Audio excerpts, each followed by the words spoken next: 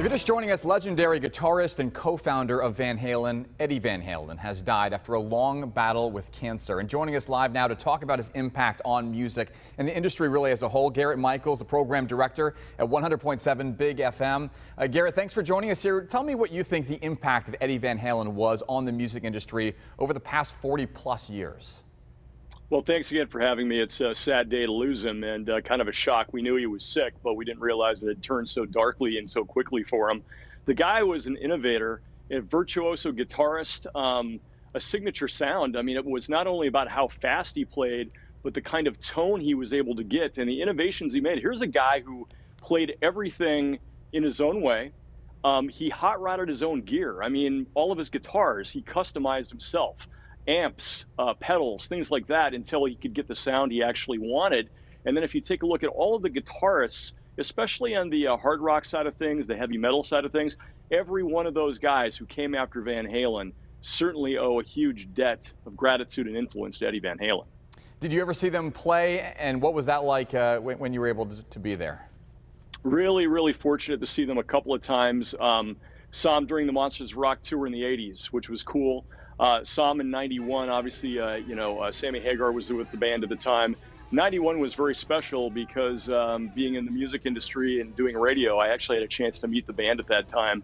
And, Eddie, what a sweet guy, Sammy Hagar, cool, Alex, cool, but just remember what a special night that was. And then I wasn't sure I would ever have a chance to see them with David Lee Roth. And fortunately, in 2012, here in San Diego at Viejas Arena, San Diego State, I was able to take my sons with me, who were very young at the time, to see that tour. Wolfgang was playing bass with the band at the time. Michael Anthony had already been kicked out. But what an amazing night to see those legends on stage together again and introduce my sons to rock and roll at that level. Garrett, you're talking about him kind of laying the groundwork for so many people who came after him. But Eric Clapton, Jimmy Page were two of his idols. How did Eddie measure up to them? I think he created his own thing. You can truly tell that he was influenced by the guys that came before him. I would even say Hendrix to a certain level.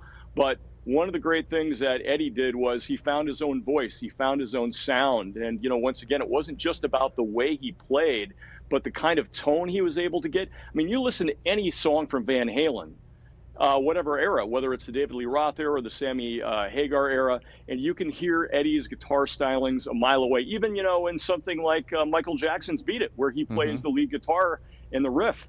Quincy Jones and Michael Jackson asked him to star on that record, on Thriller, and you can hear him coming a mile away. That's how signature his sound is. Lastly, Garrett, I want to talk to you about this band. This is a band that changed a lot over the years. Like you said, it had two very well-known lead singers, David Lee Roth and Sammy Hagar. Other pieces have moved around as well. Can you talk to me about the family involvement? Because it wasn't just Eddie Van Halen. It was his brother and ultimately, as you mentioned, his son joining the band as well about 14 years ago.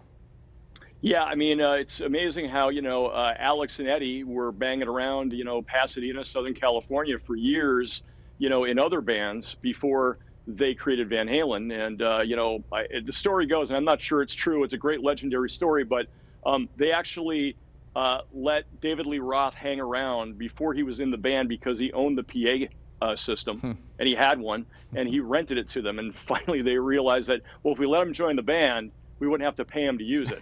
So that's kind of how we ended up in the band.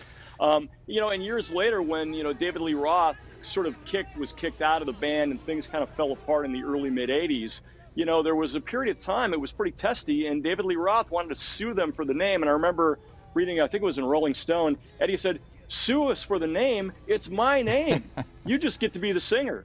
So, over the course of time, obviously, as things changed, it almost really became just a family band other than the singer, with Wolfgang able to join as the bass player later on in the years. All right, Garrett Michaels, program director, 100.7 Big FM. Appreciate your insight and your time here talking about Eddie Van Halen, died today at 65 years old. Garrett, thank you.